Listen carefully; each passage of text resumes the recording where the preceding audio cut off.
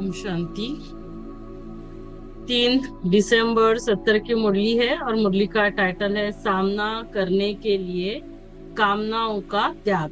सामना करने के लिए क्या बता रहे बाबा, क्या करना होगा? कामनाओं का त्याग। आज हरेक को अव्यक्त स्थिति का अनुभव करा रहे हैं। हरेक यथाशक्ति अनुभव कर रहे हैं। कहाँ तक हरेक निराकारी और अलंकारी बने हैं वह देख रहे हैं। क्या देख रहे हैं बाबा? निराकारी और अलंकारी हम कितने बने हैं। निराकारी माना हमारा मूल वतन में, तो उसको मन मना भव कहते हैं, और अलंकारी मना तो हमारा सतयोगी स्वरूप, तो उसको मध्याजी भव कहा जाता है। दोनों ही आवश्यक है।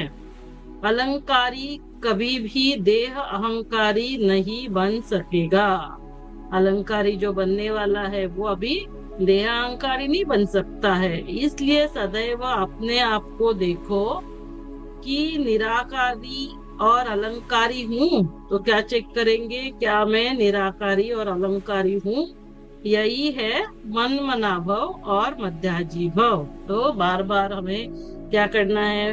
बाबा के पास जाकर परम धाम में भी बैठना है, निराकारी स्थिति का अभ्यास, मन मनाभव, और फिर हमारे आने वाले सतयुग का नजारा है ना, वहां पर मेरा स्वरूप कैसे राज्य कर रहे हैं, अलंकारी हूँ, ये है मध्याजी भव। बार बार अपने घर और राजधानी को देखना। स्वस्थिति को मास्टर सर्वशक्तिमान कहा जाता है। तो मास्टर सर्वशक्तिमान बने हो ना? तो बने हैं क्या? सभी स्वस्थिति में स्थित होते हैं। इस स्थिति में सर्व परिस्थितियों से पार हो जाते हैं, है ना। जब स्वस्थिति में स्थित हो जाएंगे, परम धाम में जाकर बाबा के पास बैठेंगे, तो कोई भी परिस्थितियां नहीं हमें डिस्टर्ब नहीं करेगी, पार हो जाएंगे। इस स्थिति में स्वभाव अर्थात सर्व में स्व का भाव अनुभव होता है ना। तो सभी को सर्व में क्या अनुभव होगा? स्व का भाव। स्व का भाव क्या है? शांति, खुशी, प्यार, और अनेक पुराने स्वभाव समाप्त हो जाते। तो इस स्थिति में पुराने स्वभाव, नाराज होना, गुस्सा करना, क्रोध, लोभ, मोह, सारा समाप्त। स्वभाव अर्थात स्व। स्व मना आत्मा। आत्मा का भाव देखो फिर, है ना। ये जब हम आत्मा का भाव देखेंगे, यह भाव स्वभाव की बातें समाप्त हो जाएंगी। तो जो भाव स्वभाव में आ जाते हैं ना, जब एक दूसरे के संबंध संपर्क में आते हैं, तो क्या है? भाव स्वभाव। तो ये बातें जो है, यदि हम स्वभाव में स्थित होंगे, स्वस्थिति में स्थित होंगे, उसको कहेंगे मास्टर सर्वशक्तिवान। तो निराकारी अलंकारी स्थिति ये भी देखना। तो समाप्त भाव स्वभाव की बातें समाप्त हो जाएगी। सामना करने की सर्व शक्तियां प्राप्त हो जाएगी। और क्या हो जाएगा? फिर जो भी परिस्थितियां आएंगी, बातें आएंगी, उसको हम सामना कर सकेंगे। सामना करने की सर्व शक्तियां प्राप्त हो जाएगी। तो क्या क्या होगा? हमारे भी पुराने स्वभाव समाप्त होंगे, भाव स्वभाव की बातें भी समाप्त हो जाएगी, और सामना करने की शक्तियां भी आएगी। जब तक कोई स्थूल व सूक्ष्म व स्थूल कामना है, तब तक सामना करने की शक्ति नहीं आ सकती। लेकिन इसके लिए क्या करना है? इसके लिए हमें कोई कामना भी नहीं होनी चाहिए, तब ये शक्ति आती। कामना सामना करने नहीं देती, है ना। यदि कामना होगी तो फिर सामना नहीं कर सकेंगे। तो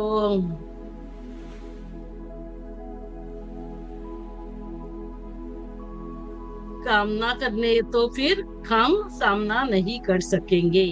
कामना सामना करने नहीं देती। इसीलिए ब्राह्मणों का अंतिम संपूर्ण स्वरूप क्यों गाया जाता है मालूम है? इस स्थिति का वर्णन है इच्छा मात्रम अविद्या, है ना। ब्राह्मणों का अंतिम स्वरूप क्या है? पाना था सो पा लिया, कुछ नहीं चाहिए। इच्छा मात्रम अविद्या, कोई इच्छा नहीं, कामना नहीं। तो फिर जो भी बातें आएंगी, भाव स्वभाव परिस्थितियां, उसको हम क्या करेंगे? सामना कर सकेंगे। अब अपने से पूछो, इच्छा मात्रम अविद्या ऐसी स्थिति हम ब्राह्मणों की बनी है, तो क्या करनी है? स्थिति बनानी है इच्छा मात्रम अविद्या। जब ऐसी स्थिति बनेगी तब जय जयकार और हाहाकार भी होगी। जय जयकार होगी, हाहाकार भी होगी। जब हम संपूर्ण बन जाएंगे तो बाहर विनाश का खेल भी चालू हो जाएगा, स्थापना का कार्य भी शुरू होगा, तो जय जयकार हो जाएगी, है ना। तो यह है आप सभी का अंतिम स्वरूप। तो अपने स्वरूप का साक्षात्कार होता है, सदैव अपने संपूर्ण और भविष्य स्वरूप ऐसे दिखाई दे, है ना। वर्तमान समय का संपूर्ण स्वरूप फरिश्ता, ब्राह्मण से फरिश्ता और भविष्य देवता ऐसे दिखाई दे, जैसे शरीर छोड़ने वाले को बुद्धि में स्पष्ट रहता है कि अभी अभी यह छोड़ नया शरीर धारण करना है। तो फिर हमें इस स्वरूप का साक्षात्कार होता रहेगा। ऐसे सदैव बुद्धि में यही रहे कि अभी अभी इस स्वरूप को धारण करना है ना। तो अंतिम स्वरूप में हमें ये सारा साक्षात्कार होता रहेगा। अभी अभी गए और विष्णु श्री कृष्ण बने, जैसे स्थूल चोला बहुत जल्दी धारण कर लेते हो, वैसे यह संपूर्ण स्वरूप धारण करो। तो अब इसे हमें धारण करना है, अंतिम स्वरूप को धारण करना। बहुत सुंदर और श्रेष्ठ वस्त्र सामने देखते फिर पुराने वस्त्रों को छोड़ वह नया धारण करना क्या मुश्किल होता। तो इतने सुंदर फरिश्ताई ड्रेस, देवताई ड्रेस है सुंदर श्रेष्ठ, तो उसको धारण करना है मुश्किल क्यों होता है।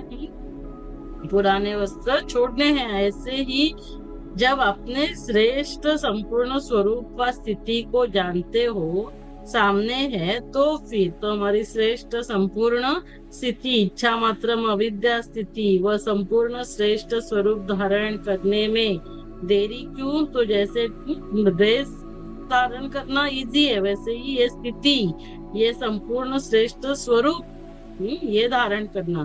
कोई भी अहंकार है तो वह अलंकारहीन बना देता। तो अभी कोई अहंकार भी नहीं होना चाहिए, कोई इच्छा भी नहीं। इसीलिए निरहंकारी और निराकारी फिर अलंकारी। तो इसीलिए बाबा ने क्या कहा, पहले क्या बनना पड़ेगा, निरहंकारी, तब हम अपनी संपूर्ण स्थिति में स्थित हो सकते हैं, स्वस्थिति, निराकारी स्थिति।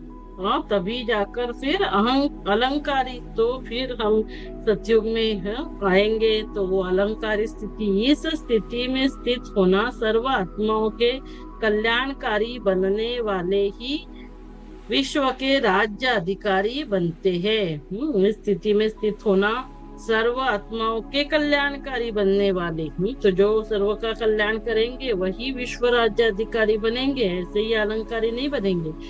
जब सर्व के कल्याणकारी बनते हो तो क्या जो सर्व का कल्याण करने वाला है वह अपना अकल्याण कर सकता है। जो सभी का कल्याण करने वाला, वो क्या अपना कल्याण कर सकता है क्या। सदैव अपने को विजयी रत्न समझकर हर संकल्प और कर्म करो। तो कैसे समझना है, मैं कल्प कल्प की विजयी आत्मा हूँ। तो क्या बनेंगे फिर हम, सर्व का कल्याण, विश्व का कल्याण कर सकेंगे।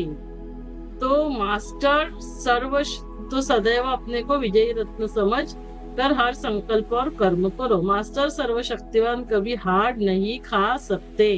हार खाने वाले को न सिर्फ हार, हाँ देखो, यदि हम हार खाएंगे, विजयी रत्न नहीं बनते हैं, कल्याण नहीं करते हैं, हाँ तो क्या है, स्थिति में कभी कभी हलचल में आ जाते हैं, स्वस्थिति में स्थित नहीं होते हैं। तो क्या कहा बाबा ने, फिर हार खाने वाले को न सिर्फ हार लेकिन धर्मराज की मार भी खानी पड़ती। तो हार भी होगी हमारी, विजयी रत्न भी नहीं बने, हमारा पद भी कम हो गया, और फिर धर्मराज की मार भी, तो मार भी खानी पड़ेगी, हार भी होगी, मार भी होगी। क्या हार और मार मंजूर है? क्या सभी को हार और मार मंजूर है? जब हार खाते हो, हार के पहले मार सामने देखो। तो याद रखना, हार तो हार होगी और फिर मार भी पड़ेगी। मार से भूत भी भागते हैं। तो ये जो मार धर्मराज की, उसको हाँ याद करो, तो उससे भूत भी भागते। तो मार को सामने रखने से भूत भाग जाएंगे। यदि हमने मार को सामने रखा तो उसको देखकर भूत भी भाग जाएंगे। अब तक हार खाना किनों का काम है? मास्टर सर्वशक्तिमानों का नहीं है। इसीलिए वही पुरानी बातें, पुरानी चाल अब मास्टर सर्वशक्तिमानों की सूरत पर शोभता नहीं, है ना। जैसे उस दिन भी बाबा ने कहा, नहीं तो फिर मास्टर सर्व, तो फिर खुद को सर्वशक्तिवान का बच्चा मास्टर सर्वशक्तिवान करना कहना बंद करो, ना ये शोभता नहीं। तो अभी हमें कोई भी कैसे भी परिस्थिति हो, व्यक्ति का व्यवहार कैसे भी हो, तो भी हार नहीं खानी है, मना सदा स्वस्थिति में ही स्थित होना है। मास्टर सर्वशक्तिवान जो स्वस्थिति में स्थित होता है, तो उस स्थिति में फिर कोई भी भाव स्वभाव नहीं, कोई भी परिस्थिति नहीं, फिर हम मार भी नहीं खाएंगे, हार जीत प्राप्त करेंगे, तो हार पहनने वाले नहीं तो हार भी होती है और फिर मार भी खानी पड़ती है। हाँ, तो इसीलिए हार और मार को सामने रखना है, मार को देखकर फिर खुद भाग जाएंगे। इसीलिए संपूर्ण स्वरूप को अभी अभी धारण करने की अपने से प्रतिज्ञा करो, प्रयत्न नहीं। हम बोलते हैं ना, कोशिश करेंगे, कोशिश नहीं करना ही है। तो प्रयत्न, तो प्रतिज्ञा करो, प्रयत्न करेंगे नहीं। प्रयत्न और प्रतिज्ञा में बहुत फर्क है। प्रतिज्ञा करनी है, प्रतिज्ञा 1 सेकंड में की जाती है। तो संपूर्ण स्वरूप को अभी अभी धारण करने की क्या करना है हमें, प्रतिज्ञा। प्रयत्न में समय लगता है, इसीलिए आप प्रयत्न का समय भी गया।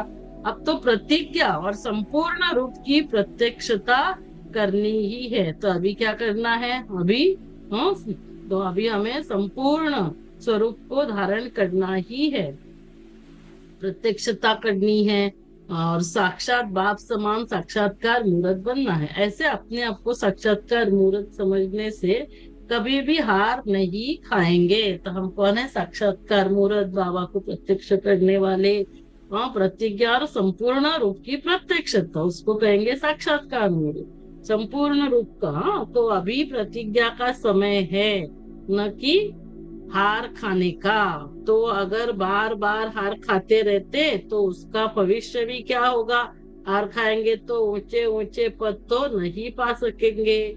बार बार हार खाने वाले को देवताओं के हार बनाने वाले बनना पड़ेगा, और फिर हमें द्वापर से क्या है, फिर देवताओं के हार बनाने पड़ेंगे। यदि बार बार हार खाते तो ऊंच पद भी नहीं।